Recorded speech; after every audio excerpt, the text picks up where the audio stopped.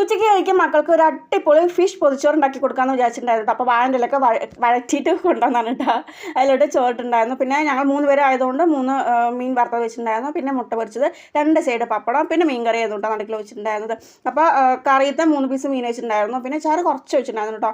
അധികം ഇഷ്ടമില്ലാത്തതുകൊണ്ട് അത് കുറച്ച് വെച്ചിട്ടുണ്ടായിരുന്നുള്ളൂ. പിന്നെ അതൊന്ന് വാഴൻ്റെല മടക്കി നമുക്ക് സെറ്റ് ചെയ്യാമെന്ന് വിചാരിച്ചിട്ടുണ്ടായിരുന്നു കേട്ടോ. പക്ഷേ വാഴൻ്റെല മടക്കുമ്പോൾ ഒരു സൈഡ് കീറി വന്നിട്ടുണ്ടായിരുന്നു കേട്ടോ. ഞാൻ വഴറ്റിയത് പോരാന്ന് തോന്നുന്നു കേട്ടോ.